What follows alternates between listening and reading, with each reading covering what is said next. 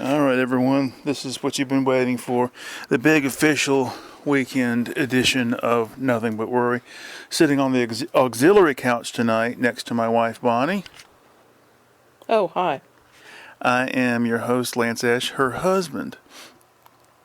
Well, we're both hosts. We're co-hosts. Yeah. Sure. It's like Rowan and Martin. This isn't the laugh in. This is the sleep in. Yeah, this week has been a lot of sleeping. Been on vacation all week. So it's almost 3 in the morning. I've been up a couple of hours. Bonnie just got up a few minutes ago. You brought us dinner last night. Yeah, I know. Well, I got up at 8 and came in here immediately and said, listen, I got an idea. We've been wanting to watch Up and Smoke for a while. We got a new DVD, so I'll go get takeout from Taco Stand. And so we blew a fortune on that, but it was really yummy, and I ate everything like a pig. The grilled quesadilla with peppers and onions was really, really good. I could have done with just 2 of those. But I had an enormous burrito besides that. Yeah, the Baja burrito with tofu. All 3 of us had that. Plus, Peter also had a tofu deluxe burrito. And he got cheese dip with his chips. I didn't know what size to get, so I just assumed the large. Large of what? The cheese dip. Oh, I guess it's good because, well, their large is now smaller, and the smaller, I can't imagine how small it would have been. It wouldn't have gone very long with his chips. But he's going to wake up to a feast this morning. He gets in so late in the evenings that he just wants to grab a bite to eat and go, and Lance went out after Peter got home, so yeah, Peter had a burger and onion rings last night. I thought it was because I'd made the onion rings and it smelled so good in here that you said take out. No, I didn't know you were cooking anything until I opened the door to get out of the room. Anyway, so we watched the movie, which is a lot shorter of a movie than I remember it being. It's Yeah. just, Was it even an hour and a half? I don't think so. I don't know. Anyway, We still laughed really hard. there's a lot of good bits in that movie. And the thing for me is I remembered as I was watching it how hard the kids used to laugh when they were little at that movie. Because Cheech and Chong are just stoned out of their gourds. They grew up with the freaky, what was it, the Furry Freak Brothers? Yeah. That cartoon. It's a multi-panel, black and white Yeah, everybody knows thing out what of it is, yeah. the hippie era. And they had always thought they were so funny. So to see Cheech and Chong bring us to screen, my God, they used to laugh so hard at that movie. Cheech and Chong's acting, their expressive faces and voices are so good. That's what carries that movie. It just gets going. I mean, there were so many good quotes from the time the fucking movie opens. And you and I will make some references at times to that movie, too. Yeah. So it's been a very good week. I've gotten so much painting done, and I did not work out very much this week. I have to admit, I hardly worked out at all. I feel You got to go back to work starting tonight. I got to go to work tomorrow night. Yeah. No. Tonight, whatever. Yeah. Because it is early Sunday morning. You go back tonight. So it's going to mean bringing a jug of extra tea to work because I'm going to be just out of it. Maybe you should leave about 15 minutes early, swing through town, and get a very large coffee. No, I don't know about that. We got rid of the coffee maker this week. Our daughter came over the other week and gave us her old coffee maker because her boyfriend gave her his old Keurig machine. And she has a tiny little kitchen. It's a galley kitchen. She barely had room and seldom used her coffee pot as is. And he had one of those single-serve Keurigs that's smaller than her coffee pot maker was. So she comes over one day with coffee machine in hand, and I'm like, oh my God. We lived with it for a couple of days on the counter and realized, one, we're not making space for it. Two, it's huge. I'm not going to go buy coffee. I'm not going to go and back. three, we're not going to buy coffee just so you can I'm- splurge every once in a while. I'm when not we're gonna, tea addicts. Yeah, we drink tea. Tonight and yesterday, I added one of those little instant packages of coffee mix to my tea, just so I could have a little extra caffeine in it. Ugh. Yes, That must have been nasty. it is nasty. I don't and drink coffee. I have not been a coffee fan since. I've tried coffee sipped on from parents over the years. Nope, nope, nope. What's that? Kahlua. Mm-hmm. My dad used to make Kahlua and coffee to help himself sleep. Go figure. Something about my dad. Caffeine doesn't affect him the same. I tried that. Ugh. I tried Kahlua. Ugh. I did eat coffee ice cream for a short while. When Bob and I were hanging out, it was like 2 or 3 cartons, and this is too fucking bitter, man. And then there's chicory coffee. Just nasty, nasty, nasty. I don't like coffee. It's bitter for me. I can't cut the bitter. Well, let me tell you I've something. tried the iced sweetened stuff. Nothing works for me. Let me tell you something. Okay. This will show you the power of, I want to say marketing, but it's really more seductive imagery. Before I ever drank alcohol, I used to see those big full page ads for Kahlua in magazines. Oh, they had the like tiki images. They had the little statues, like the pre-Columbian Mesoamerican statues. And then every once in a while And they'd they'd change have- it up. They'd have yeah, like a white Russian type of thing. Yeah, they have a big sweaty glass of whatever you could make with this Yeah. stuff, and they had like just the right colorful accessories in the background to frame the image. Yeah. And the lettering of the word Kahlua is just great. Oh, It's yeah, got that it is. wonderful. Anyway, so the first when I decided I was going to become a drinker, I was like, I told a friend of mine, I've got to get some booze now. You got to know somebody who can give me some booze. Yeah, I know this. I work with these 2 girls. They're older. They'll get you whatever you want. I'm like, well, here is the money, and here's a shopping list. And I was going just on marketing, Advertising. Wanted Kahlua? a Kahlua, yeah, and I wanted a bottle of Jack Daniels, and I wanted, I guess Budweiser. I can't remember. Because it was just based on whatever was the most prominent advertising. I had beer out of bottles when I was a kid because my dad would buy the pony bottles. And so the first time I ever had beer in a can, I found it highly repulsive because the flavor of cans. And there's a similar sort of flavor thing that goes along with sodas too, because Coke has the same thing. Coke tastes better in a bottle. Dr. Pepper tastes better in a can, things like that. And so then it became solo cups because you'd go and you'd hit Mellage Avenue, all the parties, and everything was in a fucking solo cup. Yeah. So everything tasted differently, and it had a different effect. In the bottle, especially the little pony bottles, you pop the cap, and you don't have all the foam, And keggers, you got the foam, And the cans, always somebody would throw it at you and you pop it, it starts foaming or something.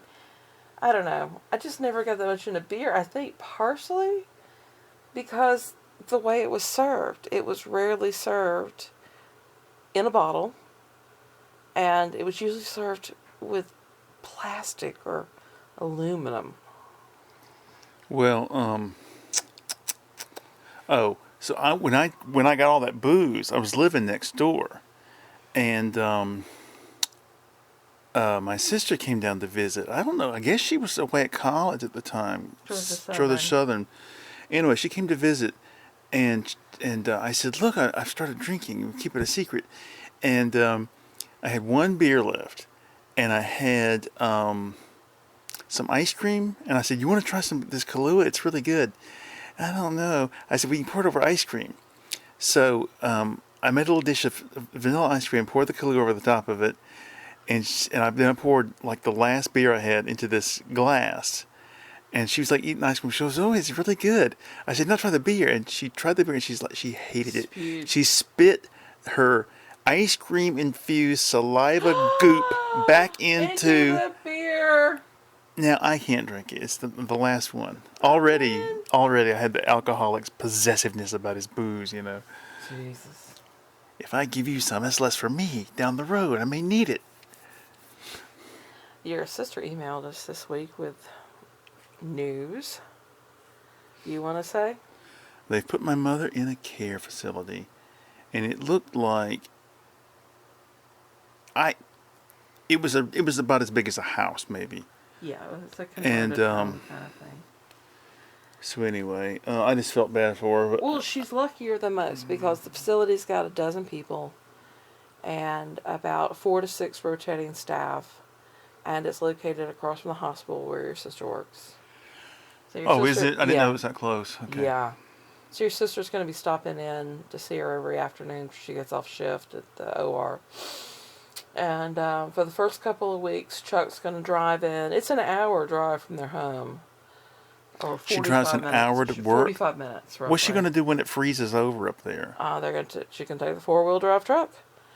They'll cancel a lot of surgeries, too. I mean, remember, she's OR. And, so Chuck's going to drive up the first couple of weeks. At first, every day to have coffee with Jane in the mornings because it's part of their routine.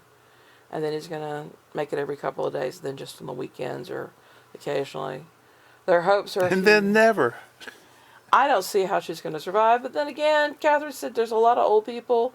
And Jane just brightened up when she went in there and started meeting old people. Oh, God. I know. So she's always had a kind of social butterfly thing. Well, listen, And she's found it depressing not to be able to go to church for the last several years with her Alzheimer's here in Arnold. So. Well, I tell you, I'm never going to be put into a home. I'd rather just find some way to painlessly go. Reed said that she's coming up with plans for us. Oh, really? I yeah. bet. Yeah. She she was laughing about it, actually. She said she was reading about this woman whose husband would have her give him a little bit of ether or something, chloroform, every night to help him sleep. And as he became more and more riddled with his dementia and lost to it, one night she just didn't pick the cloth up, and she kept the cloth on, and he stopped breathing. I said, "There's an option for you." She goes, "I'll keep it in mind. I'll keep it in mind." I said, "You do know that we don't want to go on and be a burden." She goes, "I know, you've told me this."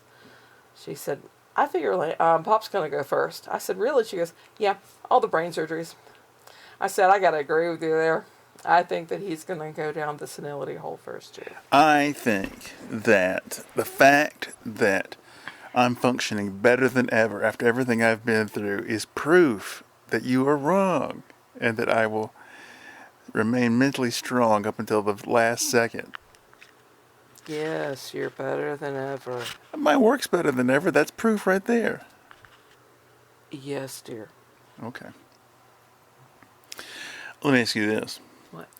Is my songwriting better? Yeah. Okay. Yeah, but, old dogs can occasionally learn a new trick or two, and... Well, that reminds me. I got this thing I got a video making over here. Let me see if it's posted. Pause this. All right, that new song is posted for any of you out there who give a shit. All right, Bonnie was asking just now what she's going to do with me when I'm old and out of my fucking head about the painting. And she said, will I just be able to strap you on a chair in front of a canvas and you'll be happy? And I don't think that would work. Let me give you what I'm saying. She asked, why? Okay, first of all, let me just give you some anecdotes. Willem de Koonig's family, he was completely gone with Alzheimer's. They claimed that he was happy doing it, but they would just prop him in front of a canvas and have him just basically drabble on it. I think they did it just to get some money out of him before he died. Nobody knows if he really had any conscious intent when making those pictures. I don't know. But on the other side of the spectrum, you have Renoir, who, when he was an old man, he couldn't hold the paintbrush anymore because his arthritis was so bad, but he wanted to paint. So he would have the paintbrushes strapped into his gnarled up hands. And on the day he died, he painted up until the day he died. And he was painting something, and he said to somebody, I think I'm beginning to see something. And then he died. Oh, Jesus. He was trying up until the last second, which I think is honorable. But me, I don't know. I don't know, because there's a lot of literary shit that goes into my paintings. From the very beginning, I've always come up with the title first and done some sort of image to fit it. So I don't know. I'm over here considering chloroform.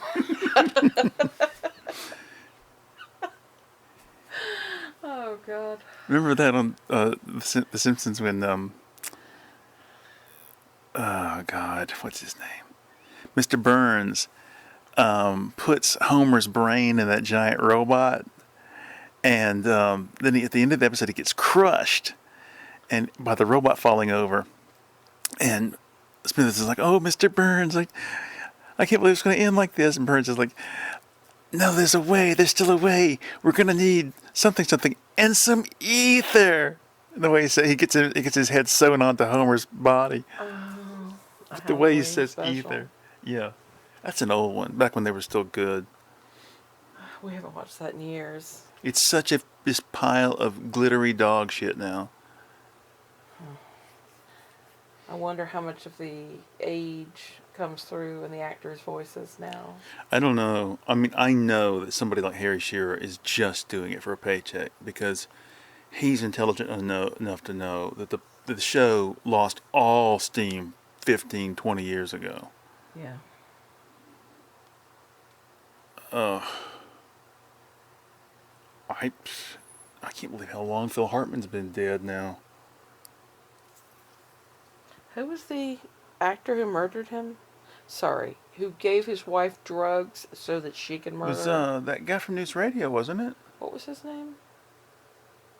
It's not Andy, David Spade. Andy Dick? Andy Dick, yeah. That was the person? I never watched that show. I just got to where years ago I gave up on all comedies, TV comedies, because of the laugh track. Yeah, this week I was thinking in terms of the number of deaths that can now be laid at Elon's feet. Yeah, the Doge doggy bullshit of cutting funding. Mm-hmm. I just have to wonder how many people are dead in Texas after the floods, because they didn't have all hands on board to coordinate information dissemination to local authorities from the Weather Service. The Weather Service was able to predict things, but there was this person that was no longer on staff because of the stupid cuts. But it's more than that. Elon's responsible for already thousands, tens of thousands, maybe even hundreds of thousands of deaths because of cuts to the aid programs around the world. Not just AIDS, but food aid also. I was just thinking, I've cut myself off to a great extent from absorbing news. I do still watch anti-Trump, anti-Brexit, left-wing videos on YouTube, but I'm trying to cut back on that too. And I just realized when I worked up near Atlanta, I sorted the Wall Street Journals and the New York Times every day. Many years ago, I used to sort. So you'd see the headlines. I'd see the headlines, and not just the big headlines, but just side issues and stuff too. Yeah. So it's one less avenue of engagement with the world that's well, that on me. happened with me this week. The BBC has installed paywalls for their online news. on there for the site, and BBC was my first click in the mornings. That's who I went to, and now instead of being able to click through and read a story, you have a paywall. And so this week marked the second week of me hitting paywalls, and I said, fuck it. I took BBC off my news drop down, and so they're not my first click anymore. Guardian is. And I'm not going to even bother the BBC. I don't think they realize how much they're shooting themselves in the foot. Well, I mean, they've got funding from the state. They have advertising. That should be enough. You shouldn't have to have a paywall if you know what you're doing. And, I mean, you can see by some of the articles and how poorly they're edited, they're not doing a lot of maintenance on some of them, you know? well, the thing is, I've just reached the point where there's nothing I can do. There's absolutely nothing I can do. And so, why should I subject myself to emotional torture and unnecessary worry? Because we don't want to be like those Germans who had the death camps built next to them, who were asked later on, why didn't you do anything? Because that's what they're doing now. They're building concentration camps. But what do you want us to do? I'm saying that it's possible for us to be dissenters. I continue to Oh, I'm write, going to continue to vote and I will continue against to it, vote. but there's nothing I can I'm do. not going to do some stupid third-party bullshit. I'm going And to continue also, to vote more than that, effectively against worrying Trump. about this shit or having it obsess my mind is just not good for me. No, it's not. But I'm going to continue to contact the stupid fucking Republican congressman for the 10th. And I will continue to get in touch with our two senators, both of them Democrats, who I've told how disappointed I am for voting for Brooke Rollins as Ag Secretary, Miss America First. I will continue to do those things. And if I could, I would be out at the protest, but I can't. I physically cannot be. Oh, by the way, the reason we're on the auxiliary sofa tonight is because our son's asleep just down the hall, And he usually wakes up to go to the bathroom about this time, and I don't want to keep him. so yeah. Yeah, he's got to get in early this morning. And I find this sofa to be very uncomfortable for this sitting position because I'm It is. falling to my right into the crevice between the two cushions. It's meant to sleep on. It's meant to sleep, but it's not a sitting sofa. It's not a sitting sofa. It's meant to crash in the afternoon sun. It's the kitty cat nap sofa. I've tried sleeping on this thing, and it's like my hips are falling down into a hole. Well, I got the hips that go there, okay? Some people have an ass groove. This sofa has my hip groove, you know, from where I crash on this fucking sofa. I love this place. The sunlight streams through the plants in the window and these little bamboo shades. And so it's just the right amount of sunshine.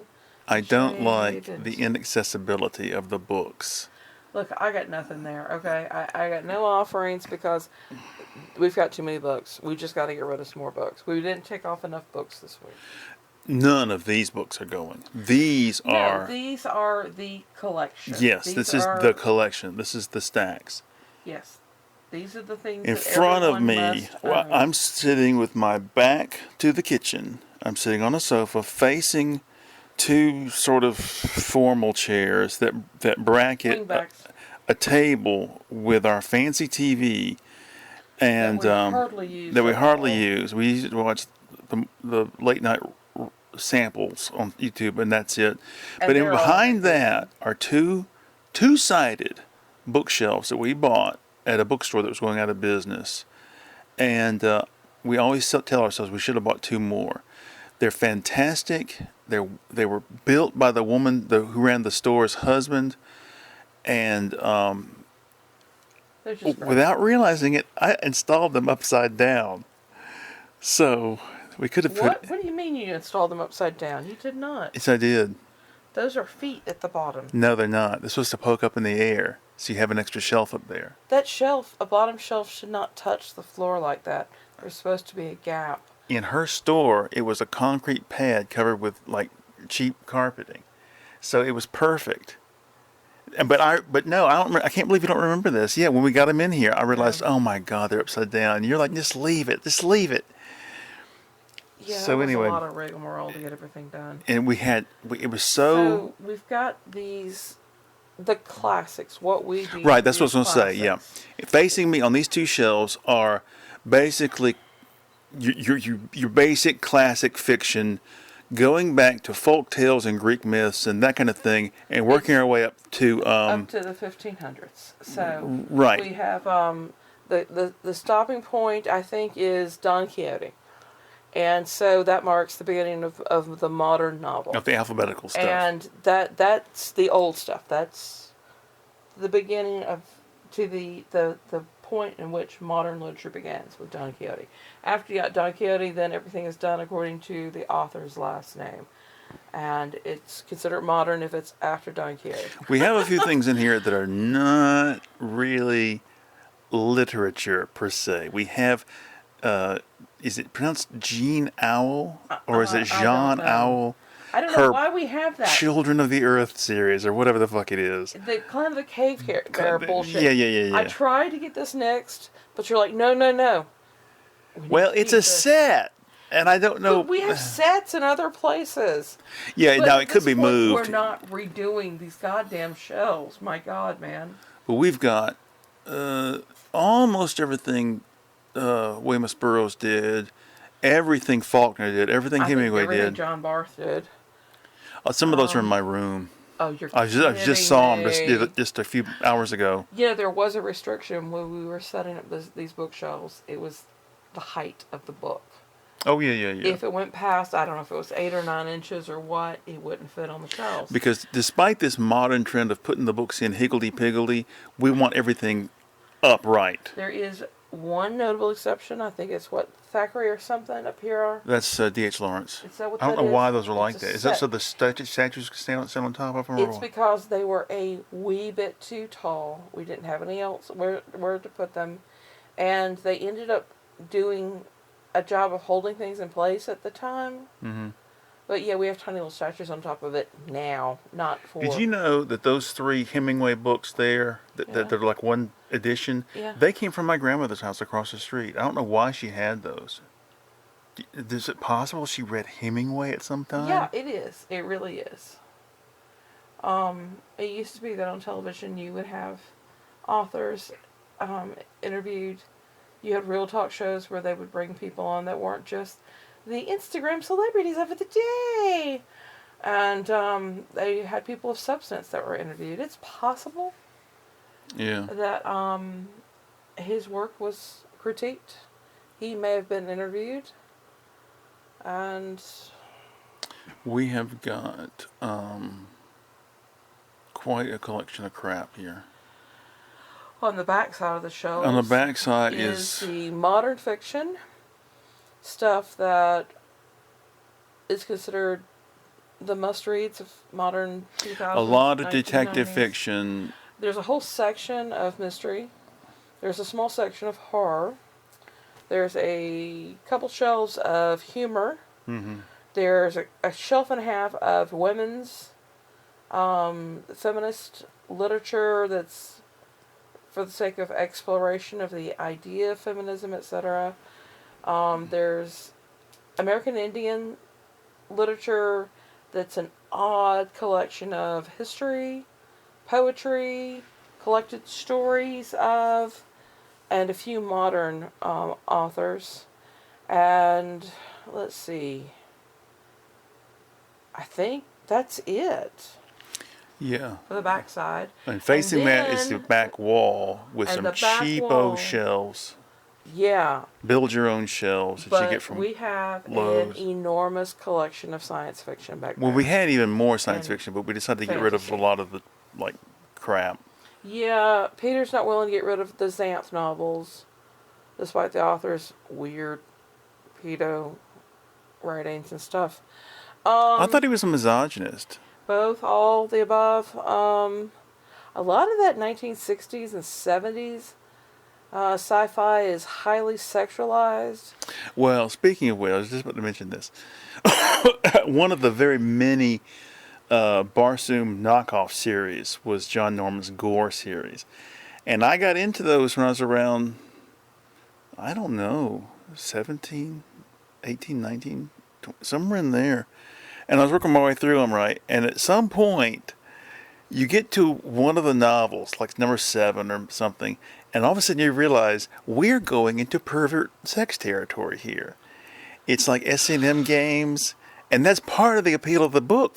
And apparently, so I stopped reading it, and I did some research many years later and found out, yeah, they've basically become that. You have a setup for a plot, and then you have a series of sex scenes where the woman is chained up and called the man, Okay, and all move this on. shit. Yeah, and I was like, The thing about the sci-fi and fantasy stuff that we have in the back is that's only part of it. Peter's got a shit ton of his personal collection in his room. Like all of his Terry Pratchett fantasy stuff is in his room. mm-hmm. And don't you have some sci-fi, science fiction, and fantasy in your room? I have some German translations of some. I have, And then we have all the Tolkien in the library. well, in the That is main room, yeah. Yeah. Yeah. Well, no, And those in are my the- room, I've the got, annotated stuff, and some really good collectible stuff. well, in my room, I've got almost every single Edgar Rice Burroughs book ever. I've got all the Robert E. Howard Conan stuff. See, Peter's got some things like Um, that too. Trying to think what else I've got in there. I got some, like, what would you call them? But the TV tie-in Star Trek novels that they put out. Oh, yeah. Peter's got some of that stuff for a couple series. He's got And I've all. got Doc Savage, those shitty pulp books from the 40s or whatever. He's got that whole series from the Ring World, and then all of its spin-offs. Oh, the yeah. Kazan and such. Yeah, our science fiction is unusual because so many things that we have in the house are in one spot, concentrated in one spot. But when it comes to science fiction, everybody has their personal favorites. So I blended my stuff in to the back here. You kept your favorites. Peter kept his favorites. Ree took hers. I just don't read science fiction very much. When I was younger, yeah.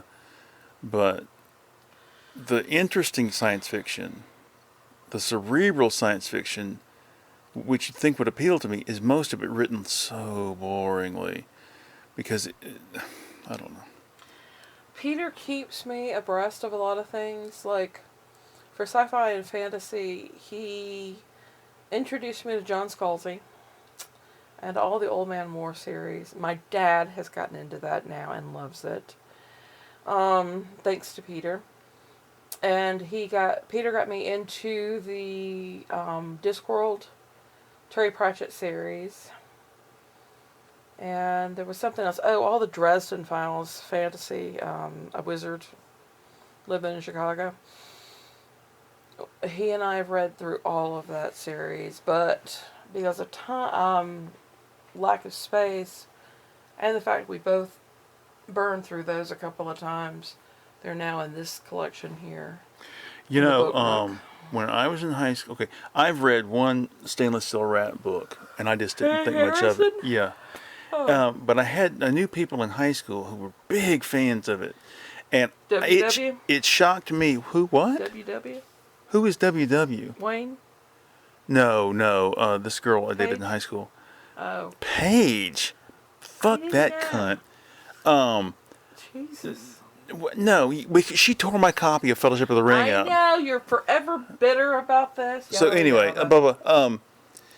but it shocked me a couple of years ago when Peter became a big fan of that series. Really? Yeah, Now, who is the one who wrote The Devil Will Drag You Under? that's Jack Chalker.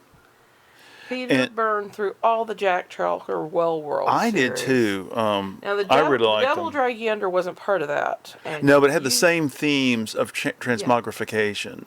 Now, at one point, they show up in one of the worlds, and they run into Gray Mouser and his companion. Yeah.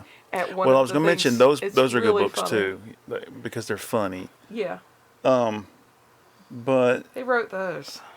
Fritz Leiber. Ah.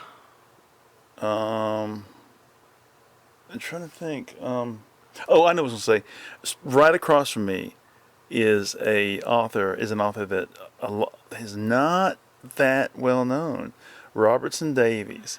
He did 3 trilogies, Yes, you or had me maybe 4. read those. They're really good. But the one, Fifth Business, that trilogy, and the Cornish trilogy are just fucking brilliant. Yeah, he's Brilliant.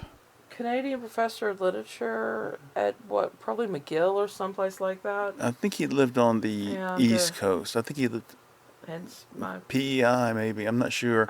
that's my reason I said McGill. Um, Well, anyway, I really, I don't. That's an example of where the book covers were the illustrations, enticing. yeah, they're so enticing. It's like, this has got to be good, and lo and behold, it was good. I read the Salterton trilogy. No, I can't remember which one I read first. That one's okay, but it doesn't. It's more comedic. All of them have elements of comedy, but that one's not as serious as the other ones. Serious themes. I was surprised to understand that you had read Colette. No, I haven't. Yeah, I thought you had. I thought No, Clay had gotten you into that or something. no, no. The stuff Clay got me into was Interview with a Vampire. What? Yeah, we were in high school. He's like, "This is really good. You ought to read this." And I'm like, "Okay," and I was like, "Yeah, it is good." And I tried to read Vampire Lestat, the follow up later, and I just didn't. And after that, I didn't give a shit anymore. For a while, I was reviewing juvenile literature, so I had to read all those goddamn Edward and Bella books. The vampire books, Those Twilight books. Twilight books. Oh my god, it was really funny because I completely got why a lot of women went for them, because there was that appeal from when you were a teenager, and it was the books about first love and stuff. And I'm like, I can see why so many older women like this, but it was big among teenagers. But I think it was probably the older women You who know made what? that series big. That reminds me something I never forgot. finished that series, by the way. This must have been at the UGA library. I went to the UGA library this week, and each floor has like different little study areas and different little things that are put there out of the way to sort of attract your attention or engagement. Such as?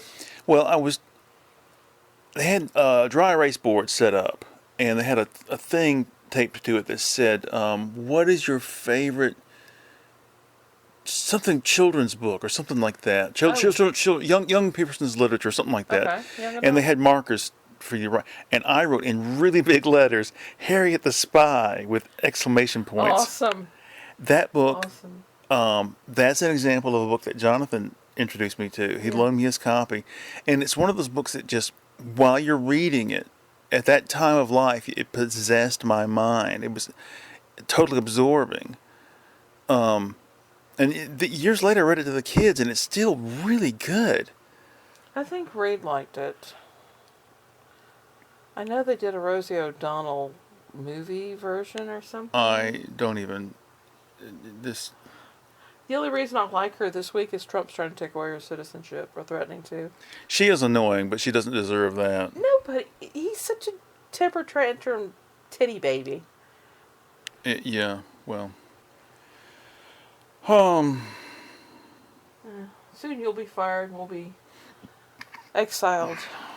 Stateless humans. As Andy Warhol said, "Why would you give away all your stuff?" I couldn't leave all my stuff. Sorry. I got too much invested in society, in this civilization. In the civilization we have created on our own island, this oasis here. Yeah.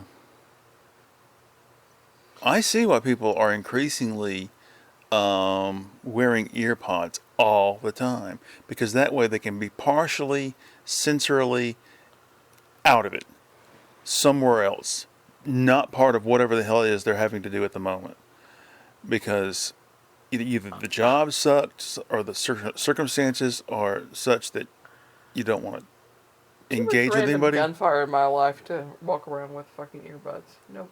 Nope. I will, however, stay here on our little island we created. The other day, I went to open the door out front, and there were a couple of rabbits in the front yard. Mm-hmm. And then in late evenings, we hear the foxes barking. They had like the weirdest sounds. And as I looked out this week at the rabbits, and some of them just stayed in place, some of them weren't scared at all, I realized that we have on 3 sides, and rapidly encroaching on a 4th side, closed ourselves off from the road. Mm-hmm. Because you just can't get through because it's so grown up. Do you remember the night?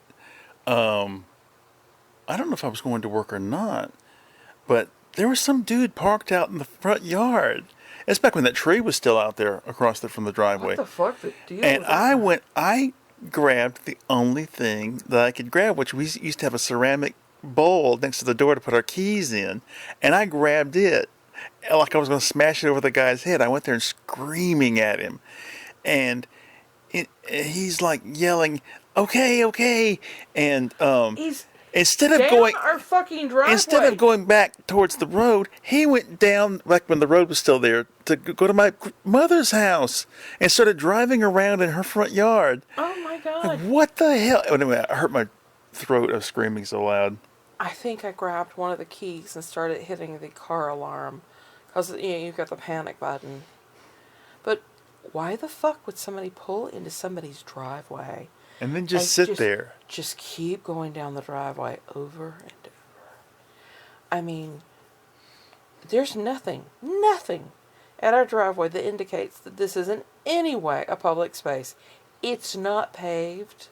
As a matter of fact, we've got a couple of potholes between the road and where the apron should be. And it's how he managed to get this far down our driveway and just Well, sit there. it wasn't that grown up back then. This has been a long time ago. But that's the thing. It was still around that area. It's a private driveway. Mm-hmm. There's a mailbox. It's not marked with any road number or road name or anything. What did you ever get the package you were waiting for this week? No. Who was going to bring it? UPS? FedEx. Oh. UPS doesn't seem to know where we live. FedEx handles our deliveries. Oh, we get UPS all the time. No, we don't. Okay. That's the whole point of what I'm saying. They always misdeliver here. We get UPS twice a year, and 1 out of 2 times each time, they leave it some random place. At least UPS is not, FedEx is not dropping our stuff at the road anymore. So, Yeah. Anyways, FedEx finally brings it to the door, but UPS sucks. what did you order? Soup? Stuff. Okay, all right, never mind. Thought maybe it's more soup mix. No, it's things like nasal spray and all that, okay? Okay. Nasal spray. Well, he benefits. The kid that benefits from his steroids. Oh, okay. Helps reduce the problems he has breathing. Oh, Lord. I don't want to go back to work. I really don't. Because, Then you better win the goddamn lottery. well, it's, it's partly, once you're there, it's partly just the physical toil of it. You get sick of it. But it's also the mental torment of it. Just not being able to. I'm going to turn the air conditioning on. It's hot in here. Okay. All right. Let me see where we're at over here. Okay. I need to put all this shit up. So while she's doing that, we're going to take a little detour and put this stuff back in the playroom. And then I will probably get another. It's turned itself off. It turned itself off. Yeah. Okay. The thermostat's a screwy thing. Put this back here. All right. And I'm going to get a sip of tea while I'm here. Let's see if. Okay, there's a little bit in there. Oh my God, that's so nasty. That must be one of the ones that had the coffee in it. Oh God Almighty! My coffee cups are filthy. Well, you didn't put them where they're supposed to be washed. Well, you know, I Put 'em in the use sink, them. I'll wash them. Instead, you go and stick them up in your little cabinets. Yeah, but most of the time they're in use constantly, and that's why they never get washed. Yeah, because as soon as you down one, you fill up another one and let it steep for 12 hours. It tastes better when it's mellowed for several hours. 12 hours, apparently. No, that is the reality of things. Called my mother, and it was just a brief, confused. I wouldn't even bother to call it an exchange. It was just two people saying, What? yeah, Huh? what and huh, and oh my God. Trying to fill in the blanks where she's going, Catherine's driving her It was like, car. no, look, No. Truck. No. no, listen. Wagon. Yeah, that's It it. must have been on speakerphone because you could hear Catherine as well. Yeah. And it was echoey, and my mother couldn't hear anything, and it just, oh my God. When the phone picked up, You mean when she picked up when the she phone? picked up the phone, I can't remember what happened first, but almost the first thing I heard was my sister going, "Go ahead, okay." And I thought I didn't know who she was talking to, so I was going, "Hello," and my mother's going, "Hello," and I go, "Hello." My mother goes, "Hello," and it was like I said, "It's me." My sister goes, "It's Lance. Say hey to him. Hey, Lance. Hey." It was just horrible. And the call, you were there. The call didn't last 60 seconds. It lasted about 2 minutes. It was like watching a Cheech and Chong movie. It He's was. not here. Yeah, it was. I dread calling her. I really do. There's nothing left of her. My mother was so determined to take care of her parents up till the end. And now she has guilted Catherine into all this bullshit. Well, My policy is I'm going to shoot myself out of everybody's misery. I don't know. She should never have moved out to Montana. That's for damn sure. Catherine's enough. I wonder what her kids think about it. They probably don't really think about it. Here's a question for you. My niece, my sister's daughter, the oldest of the three kids, lives in New York. Now, what I didn't know until about a year ago or so is she wants to be a stand-up comedian, and she Works at the Baptist Mission. she works at some offshoot of the Southern Baptist Convention up in New York, and she her has calling. I'll let her there. she's dabbled in the world of show business by being an apprentice to some Crazy work. Christian work. comedian. Oh, I didn't know it was a Christian comedian. Oh, yeah. Oh, yeah. Anyway, so the point is this. Does my niece have enough perception to realize that Trump is wrong and evil? I mean, how much has she been able to shuck off that mind warping from, She is up there as a Baptist missionary. But she just works at the radio station or something. No, it isn't a radio station. It is an outreach ministry to unsaved in New York City. She has Doing what? She has a position in the office, and she handles all the video things. So she makes the videos they post online about, we had a great church service in the park today, and all that kind of shit. there was a great Christian comedian. We went down with such and such fellowship. And Have you watched these? I have just Is she on them? spanned over some of her stuff. I finally just got to the point where I'm like, why do we even care? I mean, last interaction I had with her, I gave her a little tiny pug dog I'd found for $1. You know, I mean, she's a true believer, Lance. Oh. I don't think you realize she really is a true believer. I don't know. I don't know And- to what extent her kids are able to. Because I got out of it, you know. Then there's her boys. She went up to Mark's graduation this past May in somewhere in Cobb County at one of those junior colleges. And she showed me a picture and she goes, "Look, Mark's got a girlfriend." I said, "A real live girl." Okay. Because this is just a kid who he's so into Christian videos and making Christian this and Why does it have to be Christian? I don't know. It's part of their identity, and they've.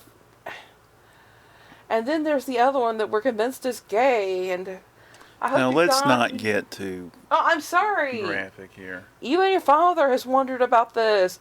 Pretty sure. Yeah, It's but gay, okay? eventually they're going to listen to this. No, they're not. They're never going to listen. Don't you understand? That part of the family has nothing to do with us because we're atheists. Okay? We're a lost cause. We're beyond apostate. We are going to hell and there's no coming back. We are sliding right in. Okay? We're contributing to the problem. Yes, yes. And one day the Ludovico technique will. I don't know what the fuck you're talking about, do you?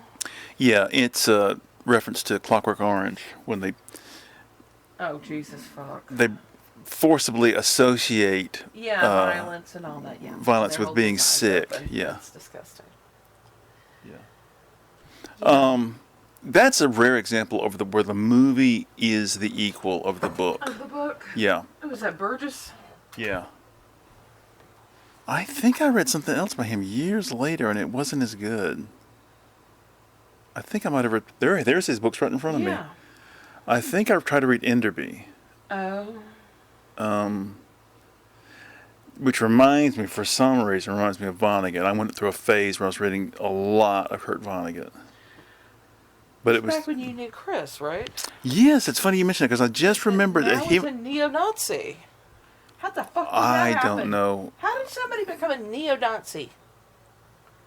I don't know. But the thing about Vonnegut is, you know, it's really rather simplistically written. It's like it's written for to be didactic for children or something. I don't know. It's just so. Are you getting sleepy? No, babe. You're just yawning for no reason. It happens. Yeah. Sometimes I get so sleepy that I have tears involuntarily coming out of my eyes.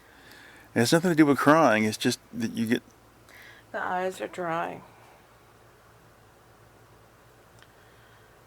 I went through a phase where I read a lot of Sinclair Lewis too. They're pretty good, actually. Tell me his again. Main Street, Babbitt, Elmer Gantry. Okay. Yeah. And then there's the other one. Upton Sinclair. Upton Sinclair. Yeah. Who I've never read. Apparently he ran a sort of proto-communal utopian community out in California, and Henry Miller, when he was very young, went out there to live and work there for a while. Isn't that weird? I think somebody else crossed paths with him. Who, with Henry Miller or Upton Sinclair? Sinclair went out and lived in the mountains of California, died there. Mm-hmm. Built his own little house out of scrap. I can't remember. Everything just kind of mushes together after. Isn't it funny how my many God. people... We've been alive in the 60s, the 70s, the 80s, the 90s, the 2000s, the 2010s, the 2020s. We've been alive in 7 decades now. We are officially fucking old, man. It's really depressing.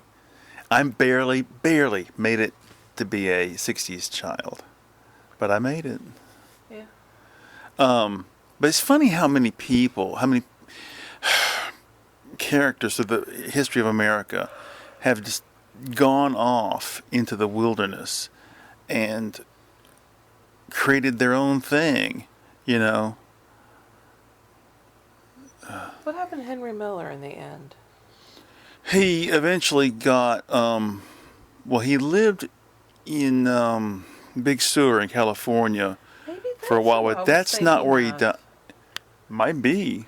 He ended up getting I don't think it's where he mail died, through though. his publisher at the end, right? He ended up getting what? Mail through his publisher. Oh, they all do. No, I mean because nobody, even his friends, couldn't find him or something. Right? No, I don't think that's true. Maybe I'm getting him. I'm getting. That's not where he somebody died, else. though. I can't remember if he died in an apartment that's in the movies, the documentary films Oh, about him, or if I it's don't know.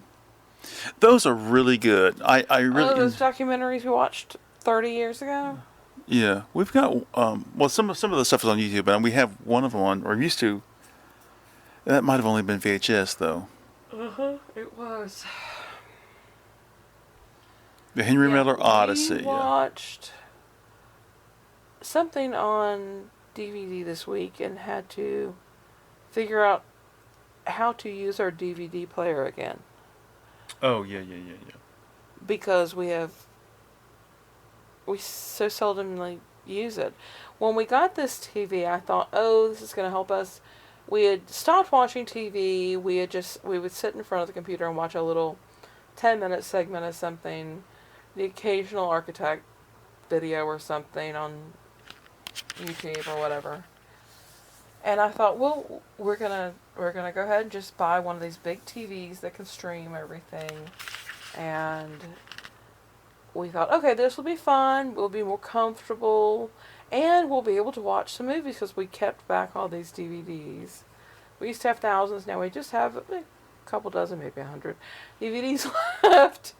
And so we had to buy a DVD player to go with the TV. It was that or unhook the one that was attached to the stereo. Long story.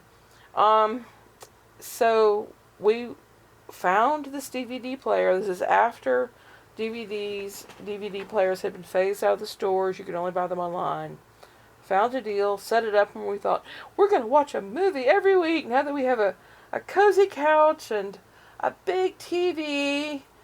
And it's 40 inches. It's not that big.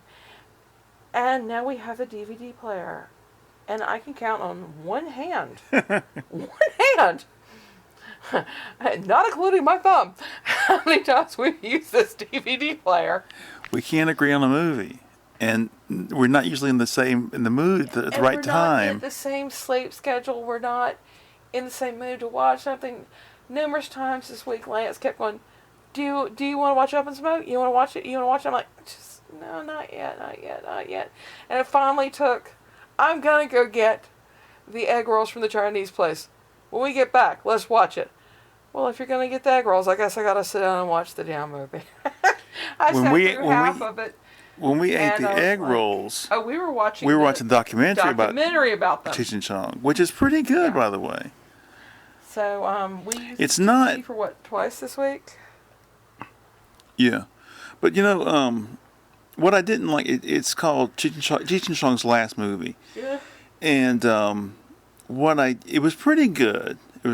But what I didn't like They was smoothed over some stuff. they smoothed over. They tried to broach it as much as they could, and by showing a little bit of almost real life tension between them in the car when they're talking about it. I guess that had to stand for it. But After Up and Smoke, they did a series of absolute shit movies. but And it caused in serious Tommy problems. Chong's autobiography, he expresses sort of bafflement as to why they broke up in the first place, and bewilderment at why why Cheech Marin basically blanked him out of his life for all those years. And at the time the book was written, they hadn't reunited yet. And he said he went to Cheech's wedding or something, and when he got there, Cheech acted like he was just another person. He didn't, did. You were my best friend. And that's not even mentioned. Anything like that is not even mentioned in the documentary. So, there is a point in the documentary that had me going through a series of flashbacks. It was when MTV hits the airwaves and Cheech Marin goes, "Hey, this is perfect for us." And he reaches out and John's not interested at all. So he goes, "Well, I'm doing my own thing, man." And he does Born in East LA based on Born in the USA. And it's really a cute and funny little video. I'd forgotten all about that and how funny I thought it was at the time. I don't remember the song at all when it came out. kidding! No. Oh my God! I remember when MTV came into our lives or into our public consciousness, and I couldn't see it because we didn't have cable in this area for years after everybody else on the planet had it. We were located 3 miles outside the city, so we were able to have cable, but it was regulated as to what we were allowed to watch and stuff. But MTV was one of those things that could only have in small amounts. But for a while, it wasn't at all included in the package we had. Because back then, you would get like 13 things, you know? Your local networks plus 3 or 4 went out of Chicago and 2 out of Atlanta and some kind of news or something. But wait, we didn't get the MTV initially. And so my dad knew this. And my dad lived in Atlanta. And I remember him parking me in front of MTV for breakfast and serving me something to drink and, I don't know, something like donuts or some crap. He goes, "Here, I thought you might enjoy this." Turns on MTV, I'm like, "Awesome, Dad, thanks." Yeah, the graphics in between the videos were always cool, and they suited that zeitgeist. And those fun later cartoons they did too. Oh yeah. But they had later on they had Headbangers Ball, which was like 90 minutes of metal videos. And I knew people who would tape the whole thing, and then you could get the tape from them, and you'd be able to watch all these metal bands that you've never heard of before. A lot of hair bands. And some of them were sucked, but you know, it's so bizarre to think about now. But there was this cult of the guitar hero, the metal guitar hero back then, and anytime some singer, some metal singer had a solo career, they would go through lead guitar players, and there was like always this, like winning Miss America or something, you know, to be chosen as Ozzy's new guitar player or Dio's new guitar player, you know. Yeah, but Ozzy's had to sleep with his wife first or something. Remember funny. that guy? Yeah. All right, what's going on? I'm gonna go get some tea, man. All right, I'm gonna follow you and have another. Caffeine. I'm gonna have another sip of my 4th cup of tea, Fourth. which is really probably cup my of tea. 8th for the day, probably. Shit, man. Oh my God, that taco stand is a long-running, independently owned Mexican joint in Athens, Taqueria, man. and it's not fancy dining, you know, but it's not fast food either. Not burritos. Hold on, I gotta drink this tea.